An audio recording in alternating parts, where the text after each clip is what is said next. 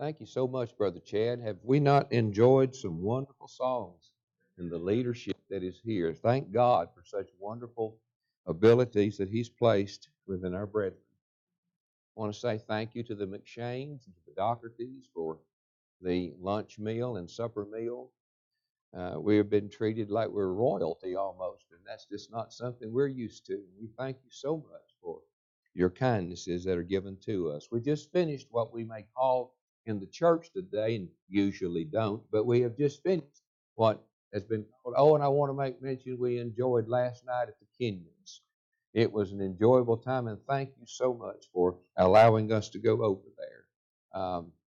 My wife had said when we got here, she said, I haven't had pizza in 2 months. I won't go into the whys and the wherefores. I'll just simply tell you that that's what she had said to me. She said, maybe sometime during the week we can break away and find a pizza place. And I said, sweetheart, that's just fine with me. That sounds wonderful. And then we had a call from the Kenyan saying, would y'all like some pizza tonight? Yeah, you know, I reckon. Okay. And it was wonderful. Got to spend time with them and their little ones. We have three very small grandchildren that live in Montgomery. We have three larger grandchildren that live in Huntsville. But sitting there with their children last night just reminded us so much of our little ones in the Montgomery area. We just sang what we would normally refer to, or what Israel would have referred to as a song of ascents. Ascents, not what you smell. It's the idea of ascending and coming up. And the song of ascents would be what the Jewish people would actually sing on their feast days, festival times, when they would come together and they would rise up, if you will. They would be ascending to the hill of Jerusalem, the great hill of Jerusalem, Zion. And there on the hill, they would come to the house of God, and it would be such a marvelous and wonderful journey. And along the way, songs had actually been written for them as they marched on these ascents. We're marching upward to Zion, the beautiful city of God. Now, for us today, we will have another meeting, and we'll deal with that in just a moment. But for Israel of old, I cannot even begin to describe to you, and may I say even for Israel today, the importance and the beauty of the marvelous city of Jerusalem all through their history. I want to read a psalm to you tonight, Psalm 122, and I want you to hear the voice that echoed the sentiments of all the Israelites, all those coming home to Jerusalem. You'll notice that it begins at the top with a statement, a song of ascents by David. This would be something that would be sung along the way, that David had written by inspiration long ago. I was glad when they said to me, let us go into the house of the Lord. Our feet have been standing within your gates, O Jerusalem. Jerusalem is built as a city that is compact together, where the tribes go up to the testimony of Israel, the tribes of the Lord, to give thanks to the name of the Lord. For thrones are set there for judgment, the thrones of the house of David. Pray for the peace of Jerusalem. May they prosper who love you. Peace be within your walls, prosperity within your palaces. For the sake of my brethren and companions, I will now say, peace be within you. Because of the house of the Lord our God, I will seek your good.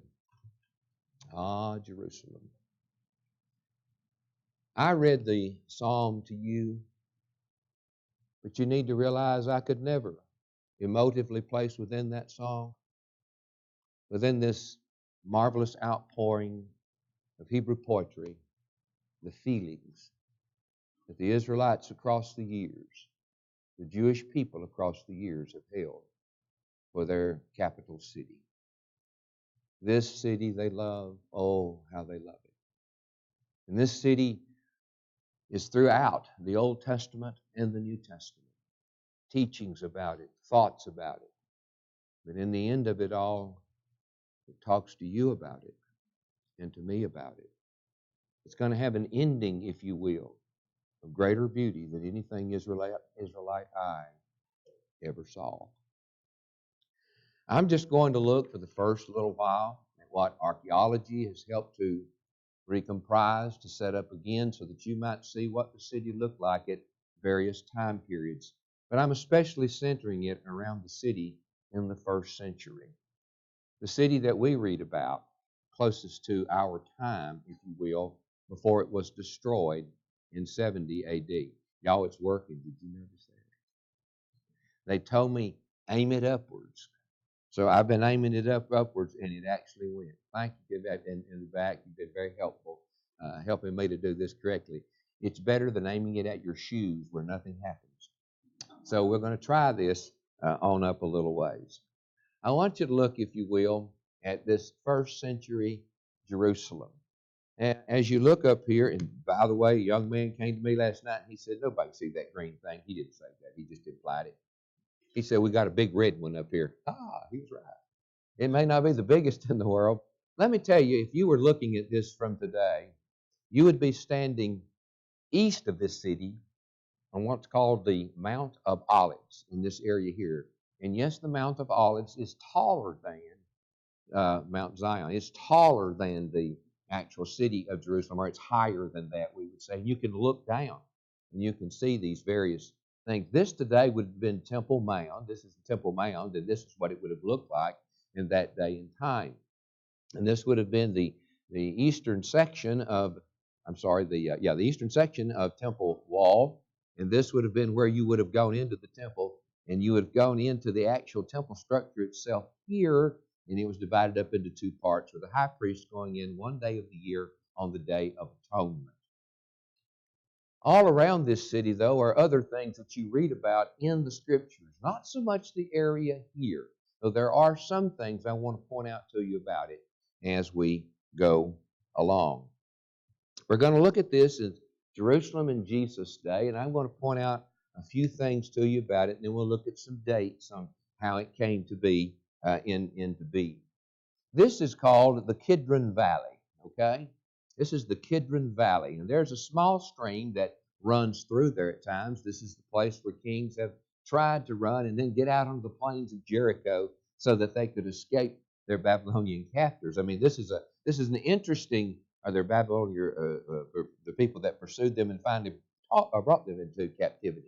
It's also called the Valley of Jehoshaphat here. On around to the southern side, this is the eastern side. The southern side of this city, you'll see the Hinnom Valley. Now that's what we call Gehenna. That's what Jesus talked about when he spoke about Gehenna. And that's this Hinnom Valley right here. It was a dump. That's where they placed things of a dump nature. All right, you come on in. This, of course, was the temple. Here to the side is a little place called the City of David. We're going to examine that more in much more detail. Here's the City of David, and here's the lower city and the upper city. Time went on, and you also have out to the west of this what's called the Tyropoeon Valley, and then you move into the new city. You'll notice that you'll see some words here. You've got first wall, second wall, and third wall. Let me look at those with you for just a moment, if I might. I'm going to try to keep both of these going at the same time, so hopefully you'll work with me. The first wall was put up during the time of what we would call the Hasmoneans, around the year 130 BC. It's fascinating, their history. If you're not sure what a Hasmonean is, let me help you. He was a Maccabean. Did that help any? Once you have the Maccabeans down, then you get right on to the Hasmoneans. Let me just point out, if I might, some of their history to this point. When Alexander the Great defeated the Persian Empire, very quickly died, and he left his empire to four generals. Two of them that really mattered to Israel in its history was the Seleucid dynasty and the Ptolemaic dynasty. The Ptolemies were down in Egypt. The Seleucid dynasty was to the north, but the Seleucid dynasty had control over Palestine. They had control over the territory between what we call Turkey today and all the way down to Egypt below. That was the Seleucid dynasty, and they had a lot of power. And sometimes they were very mean and very cruel and killed a lot of Jewish people. And it didn't bother them at all. It didn't bother them at all to desecrate the temple. They did pretty well what they wanted to do. And this was a great, great problem for the Jewish people. But there, the Seleucid dynasty, it went along, if you will, for several years until the Hasmoneans came around, and the Hasmoneans then put up a first wall, if you will, in the red area that you see here. Try to place this. This red area you see was the first wall that was set up by them. And then you have a second wall that is set up. It's either Hasmonean or Herodian. Herod himself actually came to power around the year 37 BC. And so when he came to power, he began tremendous building programs all over Israel. They are fascinating to watch. I'm sure that many of us remember the great temple, not the temple, but the great fortress that sits out beside the Dead Sea. Can anybody give me a name real quick? I'll let you jump right out with it. What is that? The great fortress there. I'm sorry, Masad. And there you see it there, right beside the Dead Sea. And let me tell you, you go walking up that thing and you take part in that, it's just massive. And how he built those things is just incredible. But he didn't just do it in one place. All over that region, he built various different fortresses. He was really afraid about Mark Antony and Cleopatra. Y'all say, oh, he was in their time period. Yes. You see, he was afraid that Cleopatra was going to try to come up out of the Ptolemaic group that had been in Egypt and take over his land. And he said, now, those Ptolemies need to keep their nose out of here. We've got rid of the Seleucids. Now, let's keep the Ptolemies out. And so he actually built a fortress city to block off Egyptian intrusion. He built cities all over Israel. He was a master builder, but he was also a showman in what he built. He liked all of his material, all of his cities, and all of his works. He loved for it to just reflect the light of the sun. And so he would make this marvelous white rock. And when the sun came up, it would dazzle you, and especially if it was massive. He did the same thing with the temple, another temple that he built at Caesarea Maritime. And as the ships came in off the sea and the sun was setting over there in the west, and ships were coming into harbor, you could see the actual reflection of that temple far, far out into the Mediterranean. He was a showman. He loved to build great things. And he also built this second wall, it is thought, around the Tyropian Valley. But you can see how the city is expanding. And then a third wall was made around, that should be AD, I am so sorry, 37 to 44 AD by Agrippa I. And so the city of Jerusalem up to this time, what you're seeing is how the walls all expanded out. And when Rome came to take this city in 70 AD, actually in 68, they were actually making their way through even before that. But when they came to bring this city to its destruction in 70 AD, this is the walled city that they had to take. And let me tell you something, this city sits up on a high, high hill. And you have slopes that go down, and it is terribly difficult. Not impossible, but it's terribly difficult. It is a well-defended city, and it was defended even for a well-defended city even before the Israelites took it. We'll see a little bit later on. Again, moving a little bit further, and I'm going to try to keep mine with it. There has been made several years ago a Second Temple era model of Jerusalem. It's a 1 to 50 reconstruction of the city's topography and its architecture right before the destruction of the temple. The date, if you will, which the model reconstructs is 66 AD, 4 years before Jerusalem fell, and thus would have been the city that Jesus would have looked at.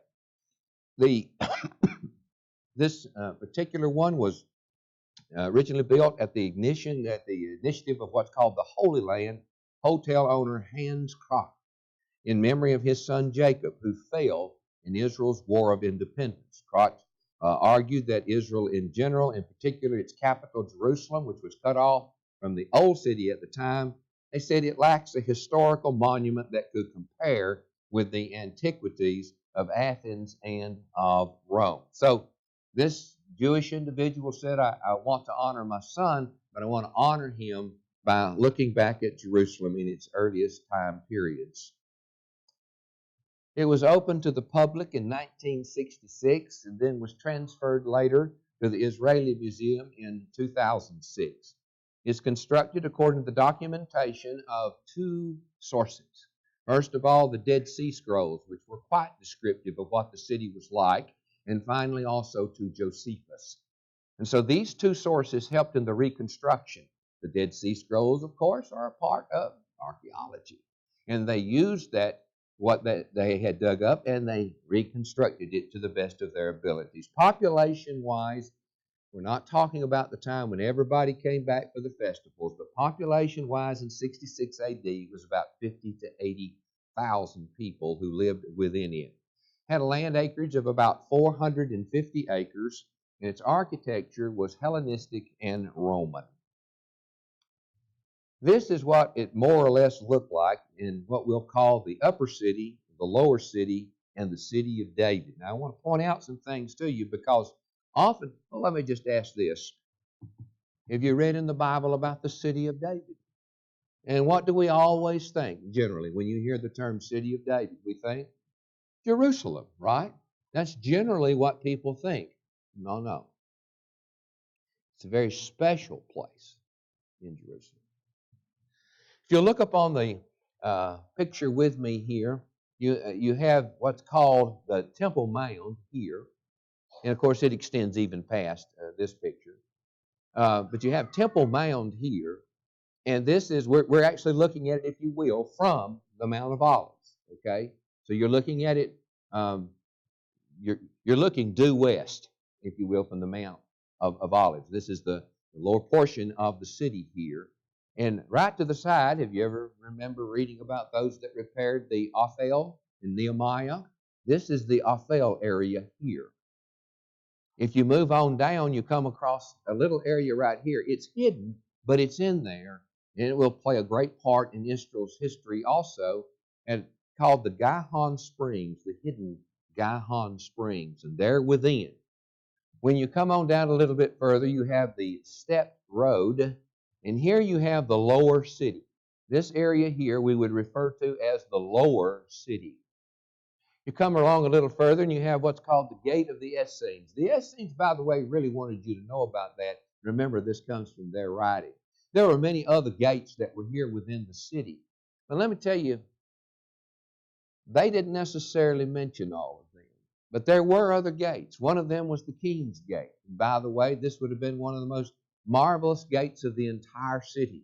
It would be the place where when the king came back from his battles, or he came back with his men and he's driving his chariot, he may come across the plains area. It was said of Solomon that he had gold that was sprinkled in his hair, and his hair was flying out behind him. And he would be driving the chariots, and the people would be behind him, and the finest of the horses and the most beautiful and magnificent pulling his, with all his entourage behind him.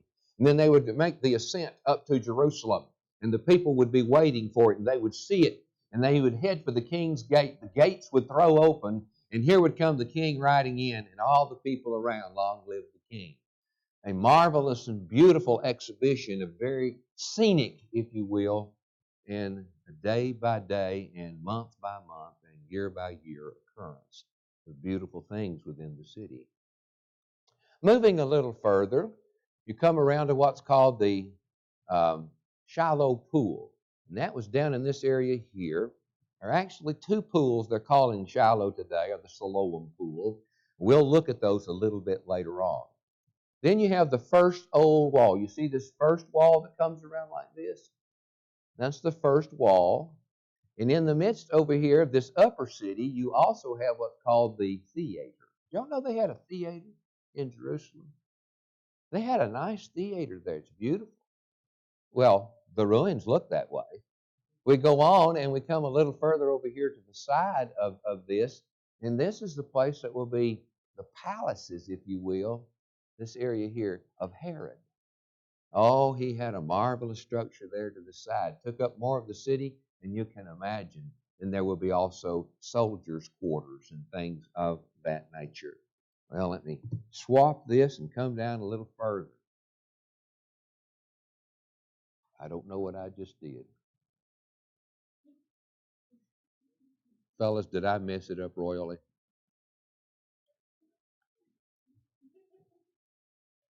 Ah, there it goes. Good. All right. This is, again, Jesus, the city that was there in Jesus' day. Should I go ahead and try it? You want me to go ahead and try it? I'll see if I can turn it one more. Okay. Here are some, if you will look out, now you're looking, let's see if I can take this. You're still looking at Temple Mound. That's not it. Here's Temple Mound here. And you're still looking, if you will, there's the actual temple structure itself. On the side, here's the Antonia Fortress. And if you're looking now due west, this is the proposed site of Golgotha in Jesus' tomb. Now, don't forget, they had to take him outside the city, recall, in order to put him to death there. And that's the proposed western site that's been kind of historically where they said that this place would be. Try it one more time here, what happens. Okay. This is the place, just so you'll get a feel for this. When you get to that section that I showed you here, today, remember, this is a reconstruction from the time of Jesus. Today, the city has been rebuilt, of course, and there's a church over that site. And when you walk into that church building, it's called the Church of the Holy Sepulchre, or the Holy Tomb. Right in the middle of that church is this. Right in the middle of that church is this picture. And if you'll look right here, you'll see a doorway. Right in that area.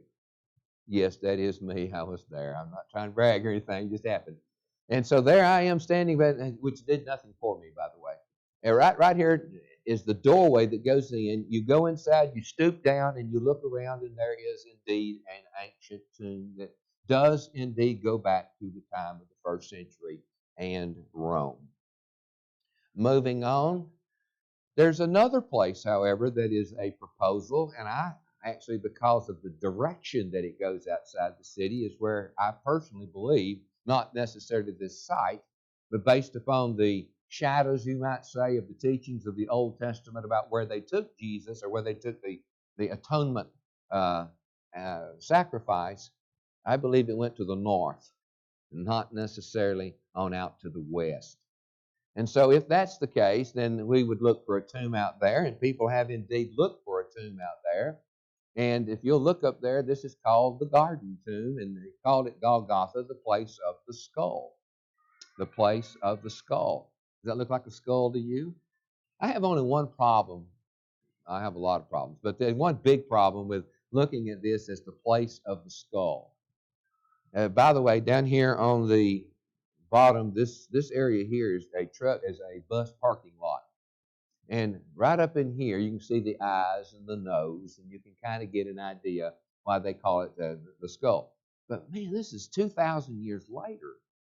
It makes me wonder, what it would have looked like 2,000 years ago, after all the rains have fallen and all the other things. But anyway, this is one of the sites that is given there as being a possibility for Golgotha. Again, yes, that is me. I know I look like I ate something I wish I hadn't. In fact, the matter is I did, but I won't go there with it. On the left is what that garden tomb looks like from the outside, and on the inside, just forget the wonderful figure to the left, and look only now, behind those bars is a place where it said that Jesus was laid. There's a lot of evidence that says that wouldn't necessarily have been this particular tomb, but it wouldn't have been one like it, if you will, from among the rich. Try to keep going here.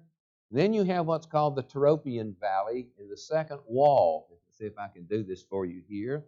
This is the Tyropian Valley and the second wall that sits in here. That was the second thing that was fixed, most likely during Herod's reign, when he tried to build the city's fortifications. And then again, I'd like to look at a few other areas with you. I want to look at the kind of the overall section, if I could, with you. This view is now changed. Now you're standing in the south, like you would on a map, and looking north. So now you're standing in the south and you're looking. This is going back to the model at the Israeli Museum, that 1 to 50 model there, what it would have looked like in Jesus' time. And I'd like to see if I can. Did I do that? First of all, I'd like to look at with you on that model. This is the temple of Herod. You can see it was massive, and if you had come through looking at it when the sun was shining, it'd just be so brilliant to your eyes. In the mountain. Now we're looking back south again, and you can see it up there on the top. That's where the temple mound itself, and the temple would be built by Solomon, and then later on rebuilt by Herod, and he rebuilt it much bigger. You had on the side of it something that was called the Antonia Fortress. The Antonia Fortress. Herod built that fortress, and let me see if I can give you a little bit. You can see it now going south to north. See it on that northwest corner of Temple Mound. Did I hit it again? Oh, I hope I did. Moving in a little further on it, it was massive. It was well fortified. And by the way, it is biblical. It's in your Bible. In 35 BC, Herod rebuilt what was called the Baris, a strong fortress to protect Temple Mount. Something that we may not be aware of is that the Jewish people were very volatile. They could be violent at times, and anything that in any way went against their religion or teaching could actually stir a very quick outcry and a riot.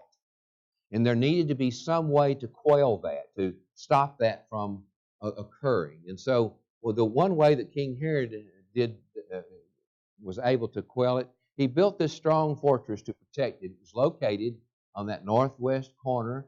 It was called the Antonia Fortress. It was named after his friend, you ready? Mark Antony.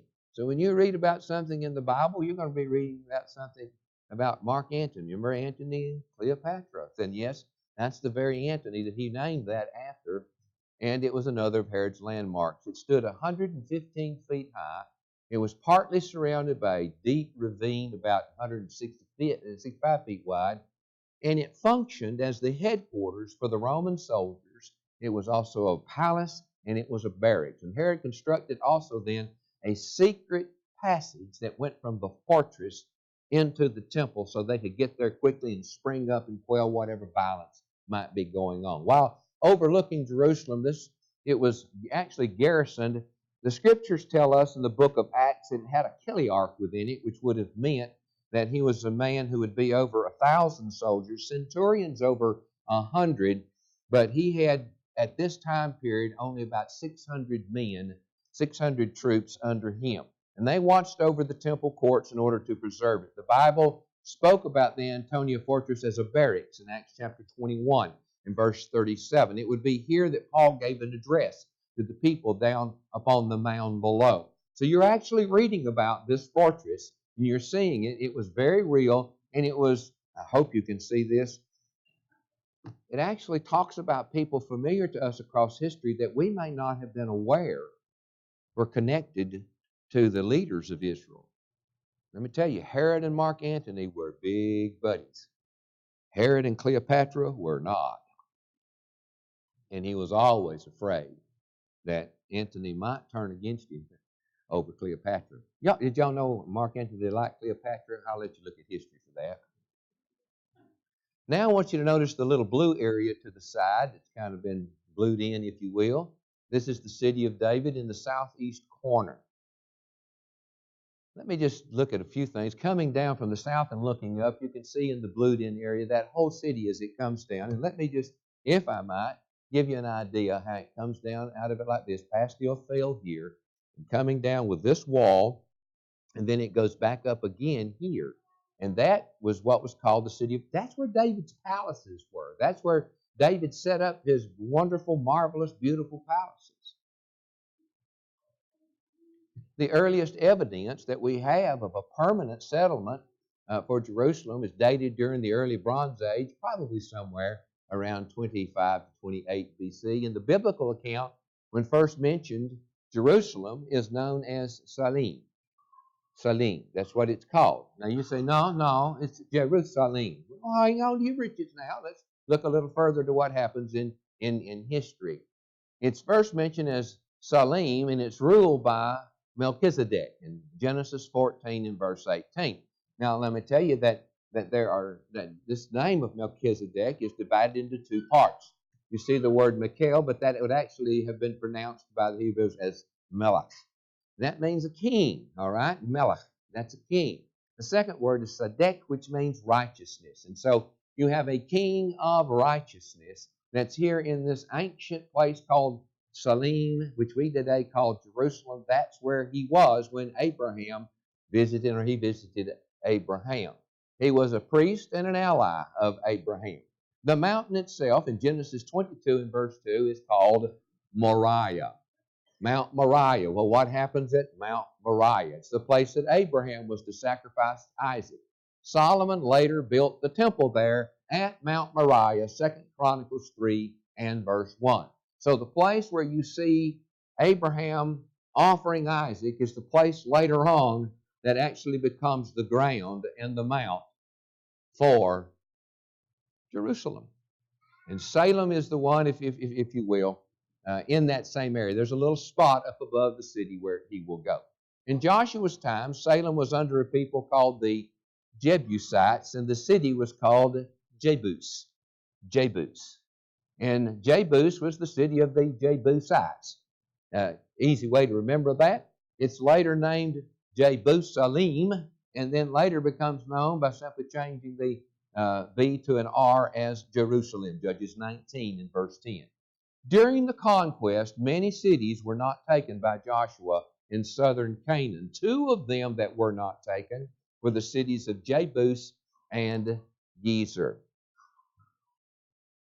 The city did not fall into Israelite hands until the time of the reign of David. Now, what you're looking at that didn't fall is not this huge city. It's a place you'll later look at as the city of David.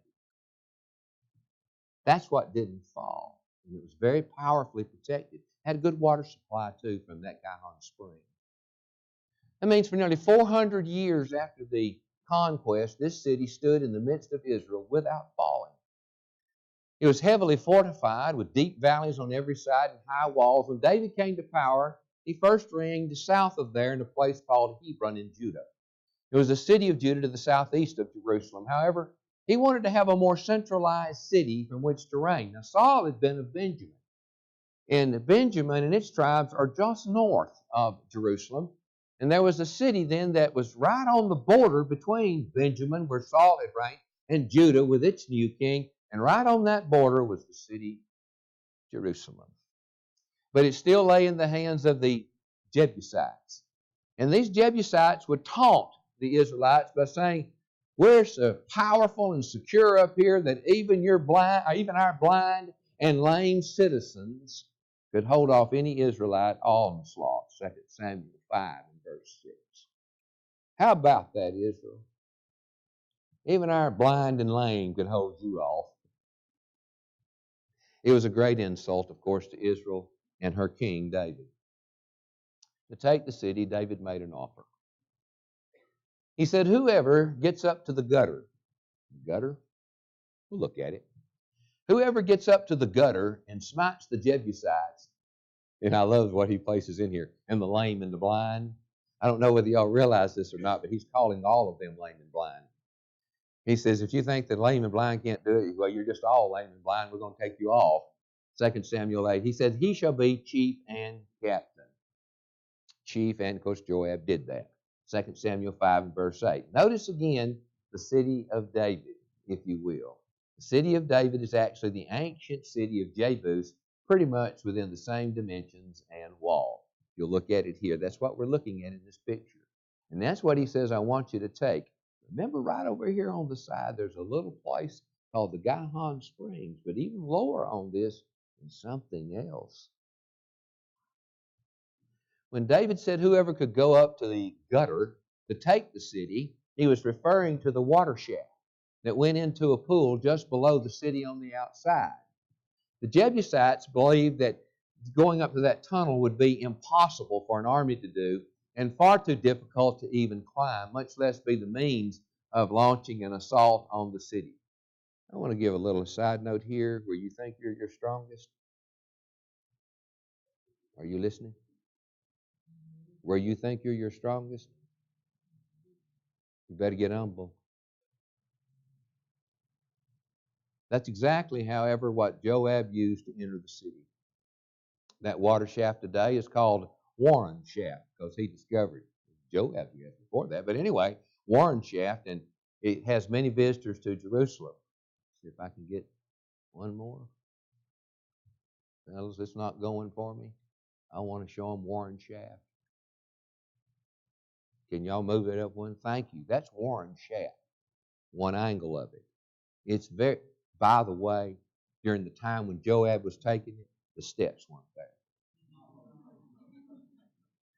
It's all open, and let me tell you now, it is steep. Try to go one more. Hey, it does work.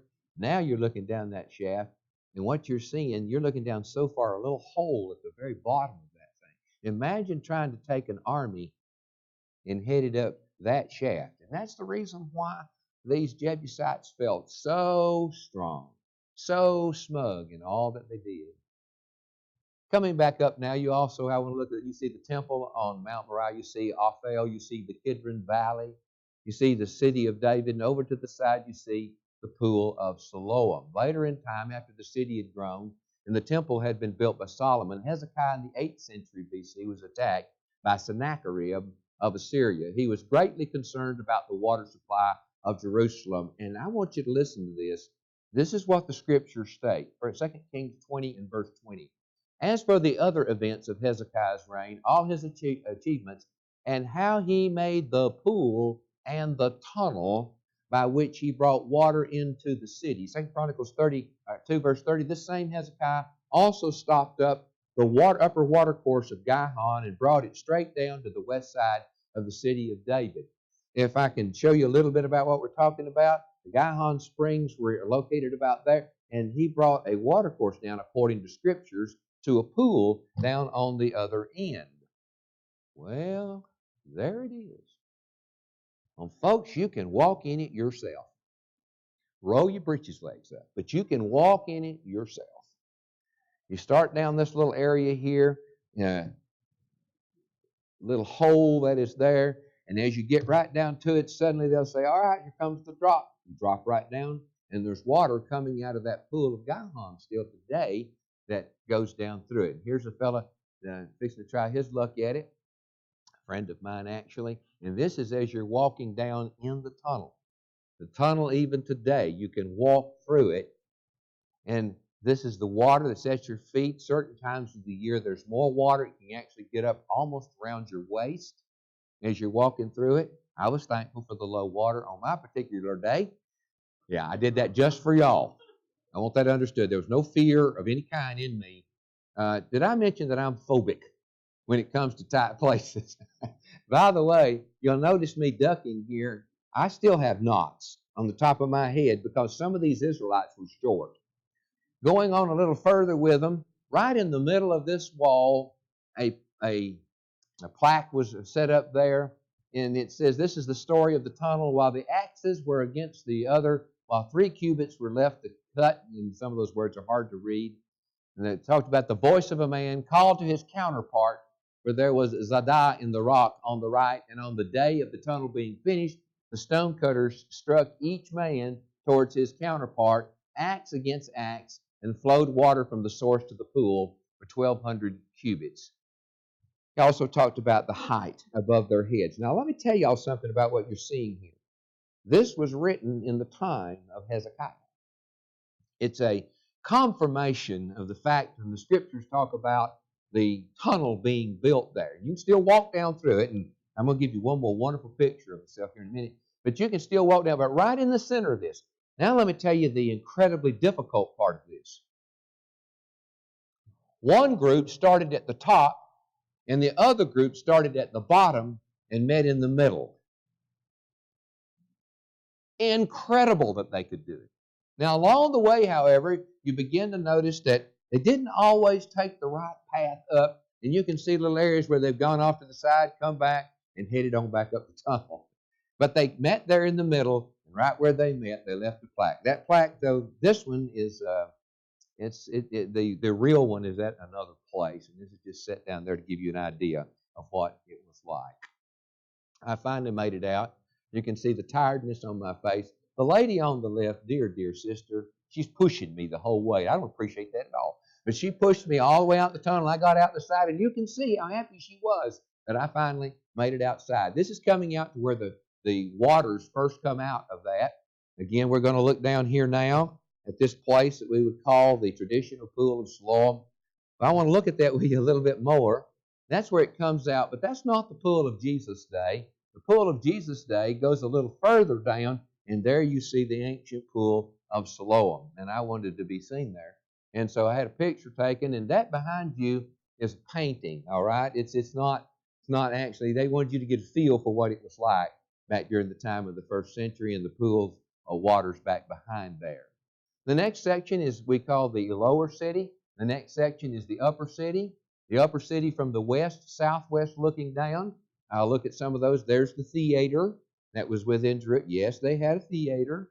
Again, over to the side, though, is Herod's Palace Complex, and it was beautiful. Wish I had time to take you through its gardens and whatnot. Absolutely gorgeous.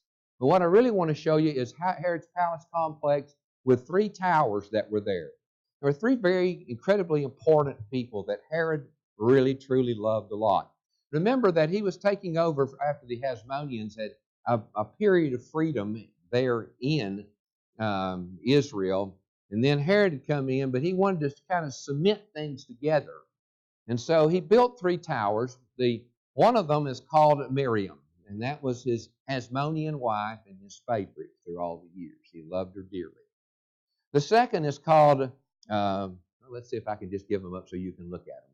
At the bottom, Phaziel, do you see that? And the third is called Hippicus. Now, I've given you those in that order. There is some question about which was Phaziel and which was Hippicus. But Phaziel was Herod's brother, and Hippicus was one of his most renowned generals who gave his life in battle.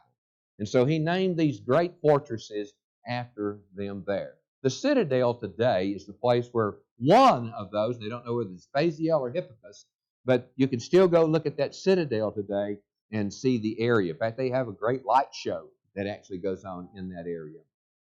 In 130 BC, some say a little earlier, the Roman emperor had rebuilt Jerusalem. I'm sorry, that should be 130 AD. I don't know why that didn't change. They changed it. Anyway, he renamed it Aelia Capitolina. He also built a pagan temple to Jupiter on Temple Mount. This is after 70 AD, and it fell. Hadrian comes along, and he makes Jerusalem, gives it a new name. The Romans ruling the remaining Jews were doing so extremely harshly. I mean, they were mean to them. So a Jewish fellow rose by the name of Bar Kokhba, son of the star, and the people began to call him our Messiah. We're going to follow him. And so he tried to go to Jerusalem and rebuild the nation, 132 to 136. By the way, he came very close to doing it. This was during the reign of Hadrian. He was furious at the attempt. He squelched the rebellion. He removed all the Jews from Palestine. Then Constantine rose to power as Caesar in 306 AD and removed Hadrian's temple in 325. You see, Constantine's mother professed Christianity, and she was told that the tomb of Jesus lay under Hadrian's temple that he had built there. And so she persuaded Constantine to remove Hadrian's temple and dig down to the area where you see the tomb of the Church of the Holy Sepulchre today. Jerusalem today is divided between the Jews and the Palestinians, with the Israelis in military charge of the region, but they don't dare bring that military anywhere near or upon Temple Mount. 3 great religions then trace their early presence to this city: Jews, Muslims, and Christians. The city of Jerusalem in the ancient Near East was indeed a city of grandeur and a city of wars. It is real. Its places have been verified. Much archaeology yet goes on within it. Elat Matzar's excavating, remember that period, that place we call the City of David? She's even found arrowheads from the mercenary armies of the Babylonians as they conquered the city from 606 to 586 BC. Matzar has found the ashes and the beams that fell in that great destruction. By the way, I had a student who brought to me, this is for all future students to listen to. I was looking for some of those that came from the Turkish region. The Bible mentions some of the mercenaries that Babylon used, and they used a special kind of arrow. And they brought me one that they got not from Jerusalem, but from that region that dates back to that time. Any students, by the way, that fellow made an A. You can still find the ashes and the beams that fell within there. For Christians today, however, that historical city is just a shadow. Will you listen carefully? It is but a shadow of another Jerusalem. Paul says in Galatians 4 and verse 25, talking about Hagar of old, he said, this Hagar is Mount Sinai in Arabia and answers, listen carefully, to Jerusalem which now is, talking about the earthly city. This is before 70 AD. This is the time of the picture we've been looking at. It answers to Jerusalem which now is and is in bondage with her children. But Jerusalem which is above is free. There's another Jerusalem. Christian, don't you ever forget this. The Jewish people across the empire from the time of the fall of Babylon, they came back from that fall. They were scattered in what's called the diaspora. It's scattered all over the empire of Rome by the time that it came there and all over the world. These synagogues were set up meant to remind them and to help them to remember who they were. But every single Jewish person always looked to Jerusalem, which now is in Saudi Arabia when Paul wrote, and said, this is our mother. Look what Paul says. Look carefully. He said, Jerusalem which is above is free, which is the mother of us all. I'll tell you something, you've never seen that city. The Hebrews writer spoke of it as a city which Abraham saw, Hebrews 11:16. But now they desire a better country, that is a heavenly. Therefore God is not ashamed to be called their God, for he hath prepared for them a city. The first Israel had to be built by Israelites. God has built Christians, the true city of Jerusalem, himself. Himself. Its beauties cannot even nearly be compared. We have a home, by the way. You say, well, that's how the Jewish people looked at it. Sometime you might want to look in your Bibles. You might want to look at 1 Peter chapter 1, which speaks of strangers and aliens. Peter wrote that. He wrote it to churches that Paul established. And when he wrote that particular letter, he spoke of them again. The word that he used about being strangers, scattered abroad, was the same word that the Jews used to speak of themselves scattered across the empire, the diaspora. He comes down into 1 Peter chapter 2. He says, you are now the recipients of the name Holy Nation that God once at one time gave to Israel. You are now its priests. You are now God's chosen. It is you who hold that. And Paul has said again here in the book of Hebrews, there is another Jerusalem. Right now we are in a great diaspora, a great scattering across all the nations of this earth. But we have a city. We have a city. It is a city built by God himself. We have a city. One day our eyes are going to look up into that city. In Hebrews 12:22-29, you are come unto Mount Zion. Did you know you're now Mount Moriah? Mount Moriah was but a shadow of another Zion. You are come unto that mount. Who is he speaking to? Christian people. You are come unto Mount Zion, unto the city of the living God. You're come to the heavenly Jerusalem, to an innumerable company of angels, to the general assembly and church of the firstborn ones, who are written in heaven, and to God, the judge of all, and to the spirits of just men made perfect. You're come to Jesus, the mediator of the new covenant, with the blood of sprinkling that speaks better things than that of Abel. See that ye refuse not him that speaks. For if they escaped who refused him that spoke on earth, much more shall not we escape, if we turn away him that speaks from heaven, whose voice then shook the earth, but now hath promised, saying, Yet once more, I shake not the earth only, but also heaven. And this word, yet once more, signifies the removing of those things that are shaken, as of things that are made. Those things which cannot be shaken may remain. Wherefore we, receiving a kingdom which cannot be moved, let us have grace, whereby we may serve God acceptably with reverence and godly fear. One thing has not changed in all of this, for our God is a consuming fire. Christians, He looks at us across the years, and He says, I'm sure you would have loved to have walked the streets of ancient Jerusalem, and that you would have spoken as David your song of ascents, as you decided to go up, and that it would have been beautiful to your eyes. It would have been lovely to hear the chariot wheels of the king race through the king's gate.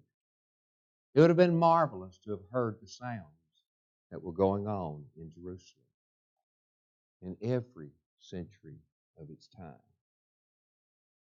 But it's nothing like what God has prepared for you. The foursquare city of the holy saints of God is right now beckoning each one of us, if we are not a citizen, to become one right now. Within its walls, you cannot be reached. Those walls can never be pulled down. It is safe, and it will carry you safely home to eternity. You will always be safe in the Jerusalem that is above. Jesus reigns there on the prophesied throne of David.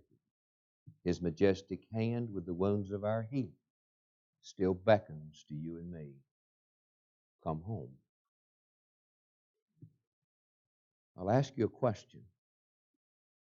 How many of you would spend $3,000, $4,000 to get a trip to see Jerusalem over in what is called the Promised Land? How many of you would spend that much money just to go see it today? Well, I was there, thousands thronged everywhere. They stood before certain sections of the city and kissed it, and kissed stones until they were just smooth as they could be, because they hoped to be in a place and to touch something that Jesus touched, to be in a place where the apostles had their place in history. But do you not understand that there is a Jerusalem that so far surpasses that? It's not a Jerusalem where Jesus at one time lived and died.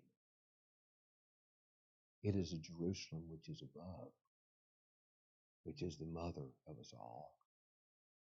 It is true Zion. It's the Zion we sang about a while ago when we said about we're marching upward to Zion.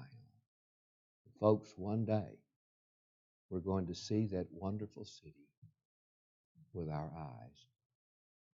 And nothing on earth can remotely compare with it. If you're not a part, why not become a citizen tonight? Believe that Jesus Christ is the Son of God, that He died for you, was buried, and rose again for your sins and mine, our justification. Will you not become a citizen by continuing on that path to repentance? And then confession of Jesus as the King. Right now He reigns. Right now He is its Son. He is its light. Right now He's there. Right now, His throne is open. Right now, you can come and bow the knee before the scepter of that King.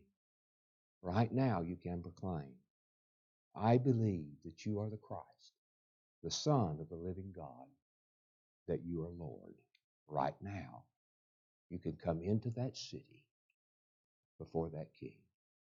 And right now, you can take the full advantage of His death, burial, and resurrection when you go down into that watery grave, according to Romans 6, 3 and 4. There He takes away every sin that you have. And you rise up with your name written as a citizen on the walls of that city. Why not come? Why not be a part of that?